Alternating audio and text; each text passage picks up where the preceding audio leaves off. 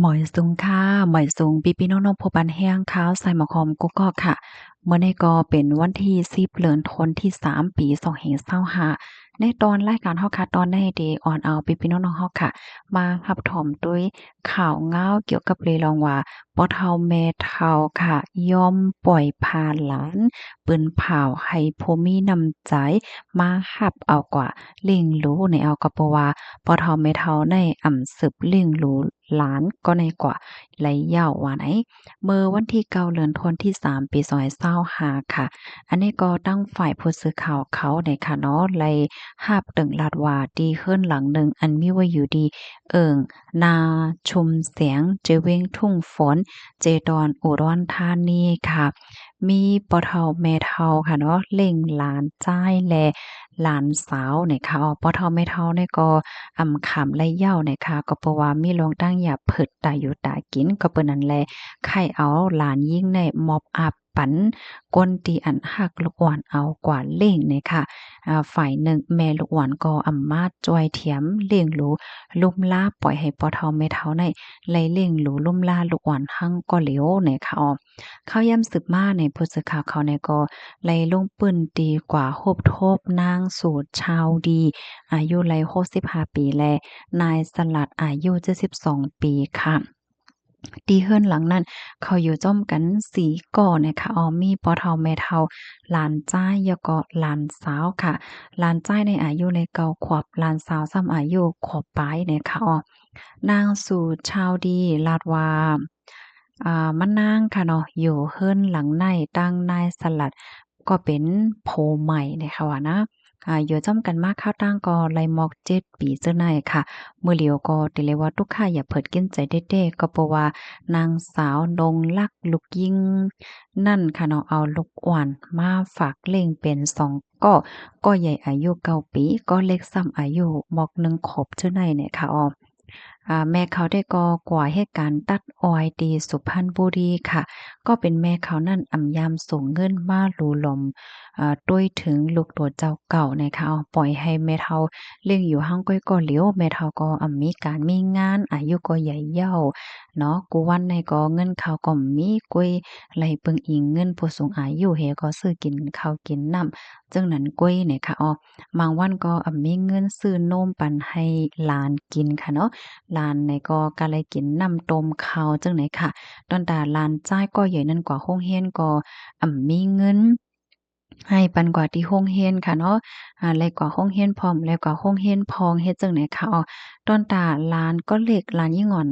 อันก็เล็กแน่ค่ะนะปอเขานั้นซ้ำเซ็งกว่ายาวเฮ็ดจั่งใดค่ะเมื่อปอกหนึ่งก็ยามเอากว่าปัน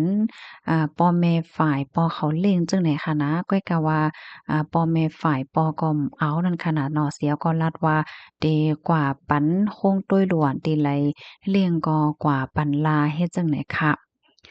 เฮ็ดนั้นเหี่ยวก็แม่เฒ่าก็กะเลยเอามาเลี้ยงคืนนั่นค่ะน่ะอืมอันลูกสาวเขาในค่ะเนาะแต่เลยว่ามีลูก6กอเหย้าเนี่ยค่ะว่าก้อยก็ว่าใจปอก็เหลียวกันเฮ็ดจั่งไหนเสียวก็เขายังลาดแทงว่า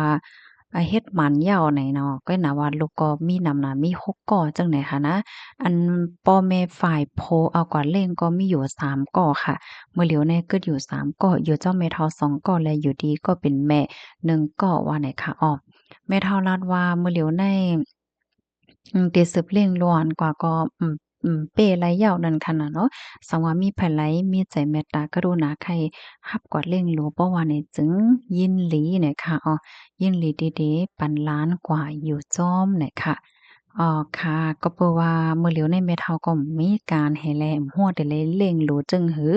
สังว่าวันหนึ่งแม่เฒ่าพ่อเฒ่าอยู่เหย้าเนี่ยก็ลัวในที่อยู่จ้อมไผนั่นน่ะตึกก็เล็กนะแม่ตึกก็เล็กนะจังไหนค่ะกำในข่าวย่ำสืบมากผู้สื่อข่าวเขาในก็เลยต้องทำกว่าดี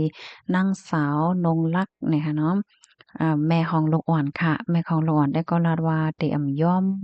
ยกลูกตัวเจ้าเก่านั้นปันไผเนี่ยเอาแถวม10วันเนี่ยก็ได้ปอกมาที่เฮือนแหวก็ได้มารับเอาลูกก็อยู่จ้อมเนี่ยค่ะเกี่ยวกับไปร้องในก้นวันเขาได้ก็หันว่า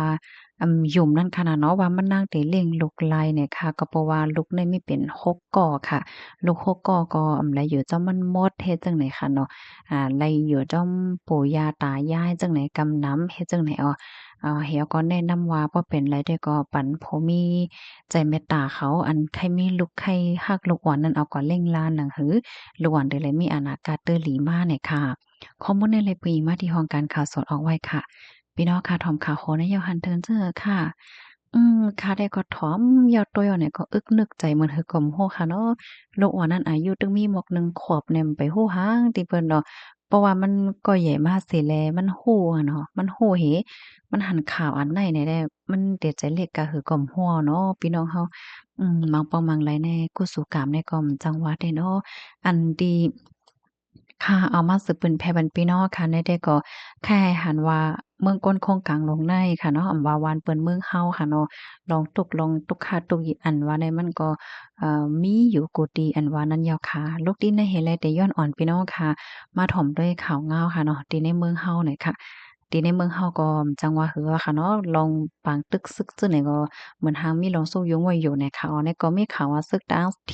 TNLA ค่ะซิมล่มซึกขางตีกดขายเงียบกว่าพระก้นซึกขางให้ไหนค่ะพ้นมาเมื่อวันที่7เดือนธันวาคมปี2025ย่ำหัวค่ำรับซึกด้าง TNLA เขาซิมล่มกับสารซึกขาง KIO KIA อันปักไว้ดีจือเว้งกดขายเมืองได้ปอดของนันเสียวก็ติงยับกว่าป้ากวนซึกขางเขากำพองว่าจังไหน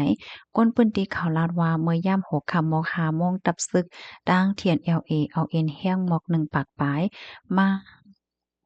ลึบก้นซึกค้างอันมีในลุ่มกับสารเขานั่นว่าออกกว่าในลุ่มในวาในเสียยาวสองฝ่ายไลแต่มีลองพิดหม้อกันเลยฮู้ว่าซึกด้างเทียน LA ทิ้งกับก้นซึกค้างกว่ามอซ่าเฮาก็อันมีดีลุ่มนั้นปยก็เข้าซอกเอาเพิ่นลิกในลุ่มผ้าห่มโคนอนเจอในก็ซิมออกกว่าป้าเซ็งหมดเนี่ยค่ะจิเว้งกดขายเมืองใต้ปอทองในเดมีดับซึกเทียน LA ดับซึกค้างและดับซึกเกากลางเขาตรงหนึ่ง ไว้เสียจะเขาเนี่ยก็แกมีลองพิษหม้อมังโหกันลองเขียนนาทีพ่องงำกันเจ้าหน่ายเนี่ยค่ะอ๋อค่ะอันนี้ก็เป็นข่าวเงาลายทางปะตอน